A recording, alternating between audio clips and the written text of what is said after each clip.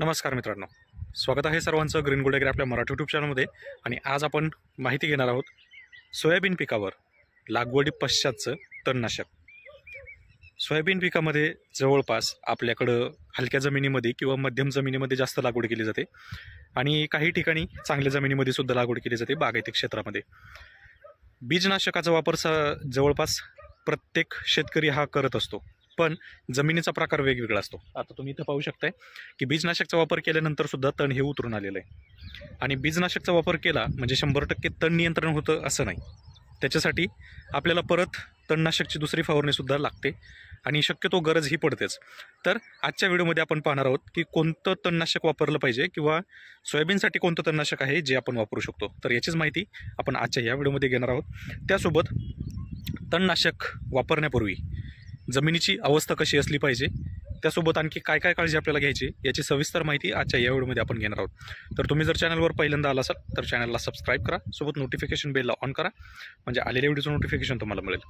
तर सोयाबीन पिकासाठी वेगवेगळ्या कंपन्यांची वेगवेगळी तणनाशकं उपलब्ध आहेत बाजारामध्ये, ज्याच्यामध्ये BSFचं परशूट आहे किंवा आदामाचं साकेत आहे.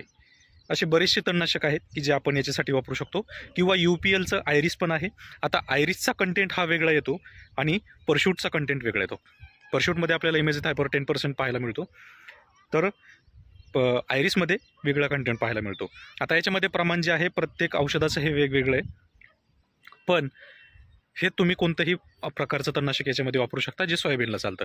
आता याच्यामध्ये तणनाशक वापरताना आपल्याला काय काळजी घ्यायची, तर सगळ्यात पहिलं जमीन आपली ओली असली पाहिजे.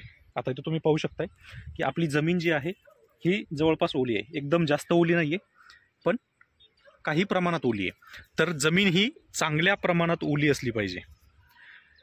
त्यानंतर दुसरा मुद्दा, जमीन ओली असल्यानंतर आपल्याकडं जे आपण पाणी वापरतोय या पाण्याचा pH किती आहे हे नक्की पहा तुम्ही. pH आणि TDS या दोन्ही गोष्टी चेक करा. पाण्याचा pH मे बी सेम असू शकतो, म्हणजे 5 ते 6 किंवा 7% असू शकतो, परंतु TDS सुद्धा पाहणं खूप महत्त्वाचं आहे. आता जर तुम्हाला फवारणी करायची असेल तर पाण्याचा TDS फार तर फार 600-700 असायला पाहिजे, त्याच्यापेक्षा जास्त नको आहे. बऱ्याच ठिकाणी बोरचं पाणी आहे किंवा विहिरीचं पाणी आहे, परंतु अशा ठिकाणी जो TDS आपल्याला पाहायला मिळतोय हा काही ठिकाणी 1000 आहे, काही ठिकाणी 1100 आहे, काही ठिकाणी 1300 पण आहे. म्हणजे एवढा हाय TDS जर असेल तर आपल्याला त्या तणनाशकाचा कोणताही रिझल्ट मिळणार नाही. मग जर आपल्याकडं TDSचं पाणी जास्त TDSचं पाणी असेल तर मग अशा वेळेस काय करायचं, तर अशा वेळेस आपल्याला pH बॅलन्सर हे वापरावं लागणार आहे. आता वेगवेगळ्या कंपन्यांचं सुद्धा परत मार्केटमध्ये pH बॅलन्सर आहे, म्हणजे जसं की KBचं pH ट्युनर आहे किंवा आनंद ॲग्रोचं डॉक्टर रिच आहे. आणखी पण कंपन्यांचं, भरपूर साऱ्या कंपन्यांचं तुम्हाला pH बॅलन्सर हे मार्केटमध्ये पाहायला मिळेल. तर pH बॅलन्सर आपल्या पाण्याच्या TDS नुसार आपल्याला वापरायचं आहे. तुमच्याकडं जर कंटिन्युअसली पाणी खराब येत असेल किंवा कधी गोड कधी खारं पाणी जर असेल तर अशा वेळेस काय करायचं आहे, तर मार्केटमधून फार तर तुम्हाला 700-800 रुपयामध्ये TDS मीटर आणि pH मीटर हा मिळतो. हा नेहमी आपल्याकडं ठेवत चला. आता बरेच शेतकरी हे मोठे शेतकरी ज्यांच्याकडं 15-15 एकर 20-20 एकर जमीन आहे, त्यापैकी 5-5, 10-10 एकर सोयाबीन असतं, तर अशा शेतकऱ्यांनी नक्कीच या pH मीटरचा आणि TDS मीटरचा वापर हा केलाच पाहिजे. कारण तुमचं एक 700 रुपयाचं TDS मीटर आणि pH मीटर तुमचा फवारणीवरचा कमीत कमी 3 ते 4 हजार रुपये खर्च वाचू शकतो एका पिकाचा. त्यामुळं हे pH आणि TDS मीटर तुम्ही शक्यतो जवळ ठेवा, याच्यामुळे फायदासुद्धा तुम्हाला तेवढाच होईल.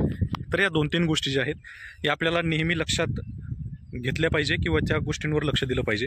कारण बऱ्याच वेळा TDS जास्त असल्यामुळं कोणत्याही फवारणीचा इफेक्ट आपल्याला मिळत नाही, म्हणजे तणनाशक असेल, बुरशीनाशक असेल, कीटकनाशक असेल किंवा रेग्युलर फवारणी असेल, यांचा रिझल्ट आपल्याला मिळत नाही. त्याच्यासाठी pH मीटर आणि TDS मीटर नेहमी आपल्याजवळ ठेवा. तर मित्रांनो, आजचा हा व्हिडिओ जर तुम्हाला आवडला असेल तर व्हिडिओला लाईक करा, चॅनलला सबस्क्राईब करा. धन्यवाद.